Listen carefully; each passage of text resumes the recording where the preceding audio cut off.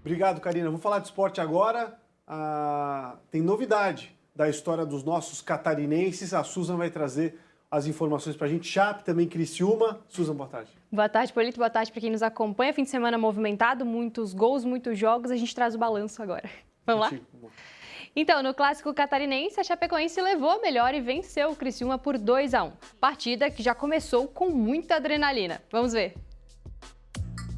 Os torcedores ainda estavam se acomodando na Arena Condá quando Mailton abriu o placar para a Chapecoense 2 minutos após o início do jogo.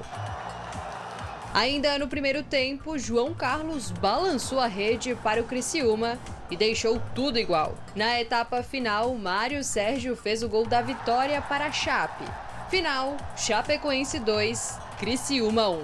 Essa é a segunda vitória do Verdão do Oeste em casa. Somando 9 pontos, o clube se aproxima do G4. Já o time do sul do estado vinha de 2 empates e está a 3 jogos sem vencer. Com 5 pontos, ocupa a 15ª posição na tabela. Ainda falando de Série B, com os resultados do fim de semana, o Avaí perdeu a liderança para o Remo. Mas o Leão da Ilha pode reassumir o topo da tabela hoje, em caso de vitória ou empate contra o Goiás. A fase boa do Avaí tem alegrado muito a torcida. O time da capital segue invicto, são 3 vitórias e 2 empates até agora. Os comandados de Jair Ventura estavam na liderança, mas com a vitória do Remo sobre o Amazonas ontem, o clube paraense roubou o topo da tabela do Leão da Ilha. E esse lugar pode ser retomado hoje à noite, às 7 horas contra o Goiás, no estádio da Serrinha. Jogo complicado, pois o clube goiano é um dos favoritos ao acesso à Série A. E o retrospecto entre as duas equipes tem um equilíbrio. Foram 25 jogos, 11 vitórias do Avaí e 10 do Goiás, com 4 empates. E podemos ter a lei do ex na partida desta noite. O meia Rafael Gava, que já vestiu a camisa havaiana, agora representa o time esmeraldino. E do lado do Avaí, o atacante Aleph Manga, que pode desencantar contra o ex-clube. Sem contar o treinador Jair Ventura, que comandou o clube goiano no início desse ano. Para essa partida, o técnico do Leão vai ter os retornos do volante João Vitor e do atacante Igor.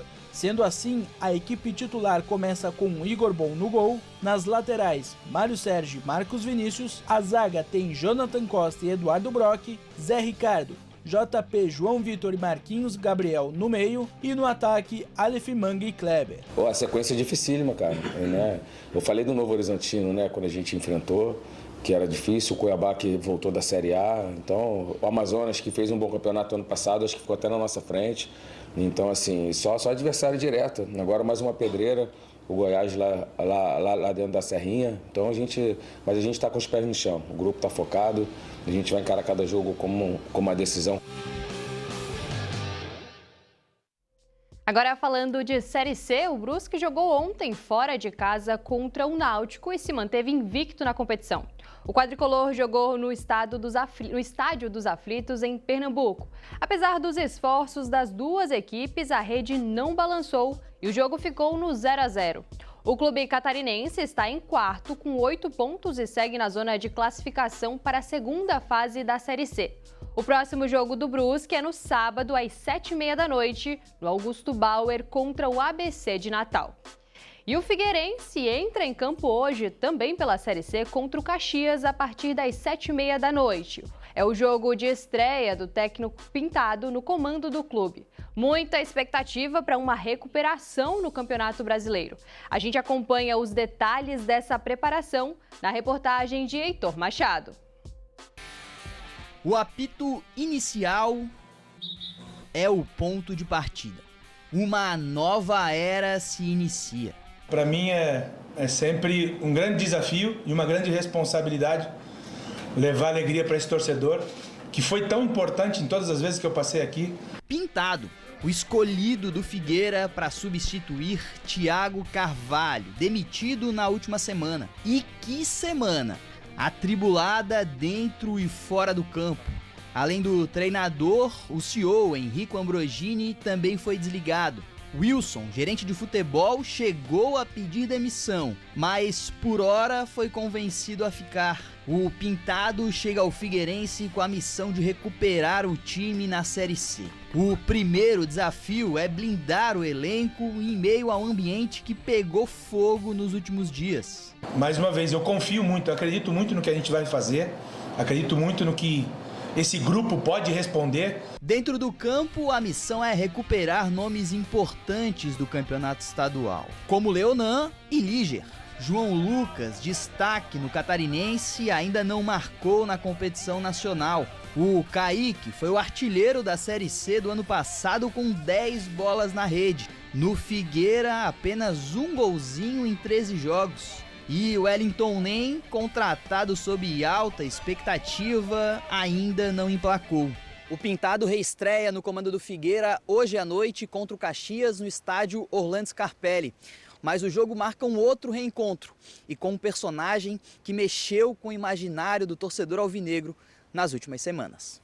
O time gaúcho é comandado pelo técnico Júnior Rocha, aquele de bons momentos no Figueira lá em 2022. Recentemente, com a iminente saída do técnico Thiago Carvalho, o treinador foi especulado para reassumir o Figueira. Ele foi anunciado pelo Caxias na última semana e estreou com vitória sobre o Guarani. Mas nós temos que produzir mais, sabe? O que a gente produziu hoje, o que nós vamos produzir contra o Figueirense, o próximo jogo, nós temos que aumentar essa produtividade, nós temos que criar mais chances para ter mais possibilidade de fazer gol.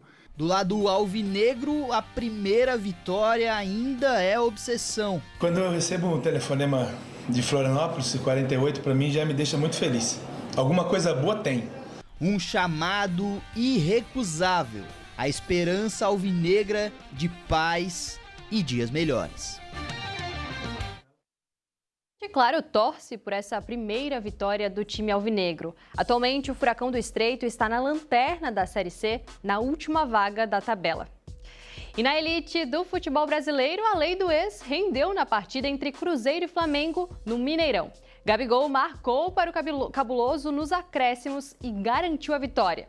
Jogo transmitido aqui na tela da NDTV Record. Duda Gonçalves traz os detalhes pra gente.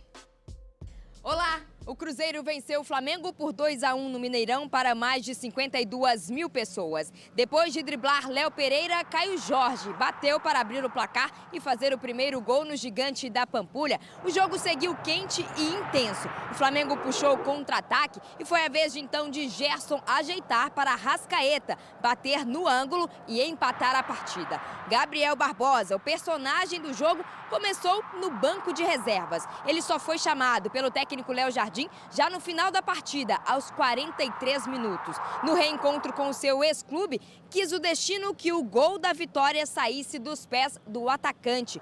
De pênalti, Gabriel Barbosa bateu, Rossi defendeu e Gabriel então aproveitou no rebote para marcar o seu primeiro gol contra o Flamengo, o seu ex-clube, e dar a vitória ao Cruzeiro aqui no Mineirão. O Cruzeiro segue invicto no Campeonato Brasileiro como mandante, 4 jogos e 4 vitórias. E com o resultado e a derrota que não acontecia no Brasileirão há 7 meses, o Flamengo deixa a liderança da competição. E outros 7 jogos movimentaram a 7ª rodada da Série A. São Paulo e Fortaleza empataram em 0-0. Tivemos um jogaço entre Corinthians e Internacional e a virada do Fluminense sobre o Sport. No Maracanã, o Sport saiu na frente com o atacante Pablo. O Fluminense chegou ao empate com Serna. E no último lance da partida, Everaldo garantiu os 3 pontos para o time carioca. Fluminense 2, Sport 1. Depois da derrota, o técnico Pepa foi demitido da equipe pernambucana.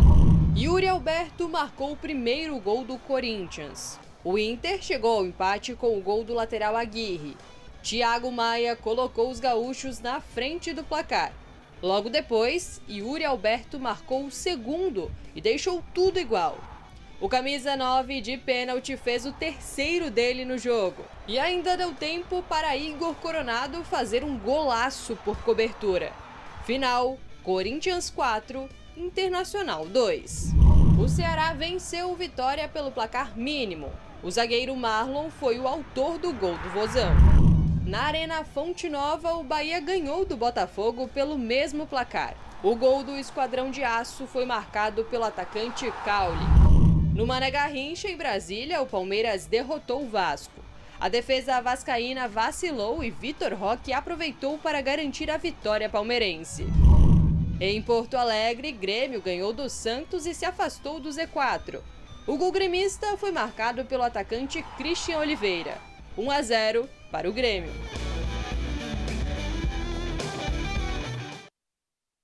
São esses os destaques do esporte de hoje, viu, Polito? A gente, claro, amanhã traz os resultados das partidas dos times aqui da capital, Figueirense e Caxias, Avaí e Goiás. A gente torce pela recuperação alvinegra e, claro, pela boa fase do Leão da Ilha.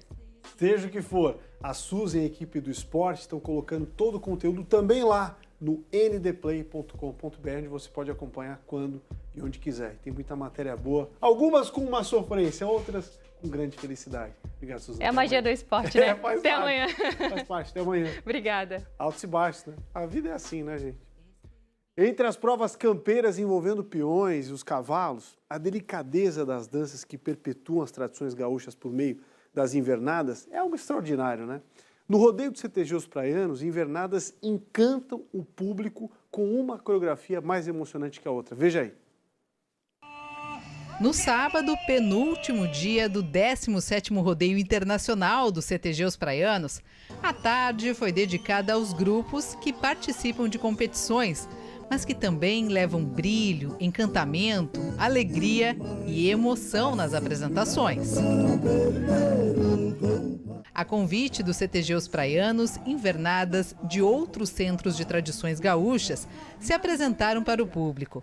Grupos vindos de diversos estados, numa verdadeira integração, onde o propósito é preservar o tradicionalismo e as danças que fazem parte da cultura gaúcha e que se espalham por todo o país. A gente vem fazendo um trabalho muito especial dentro do rodeio do CTG Os Praianos, porque a gente vem todos os anos participar desse baita evento cultural artístico, que é o Rodeio Os Praianos da cidade de São José.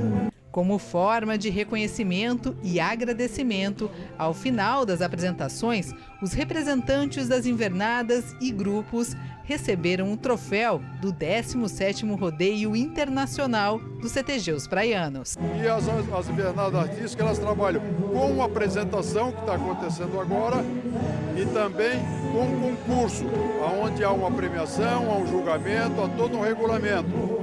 E todos se preparam exatamente para isso, para participar de campeonatos, eventos isolados.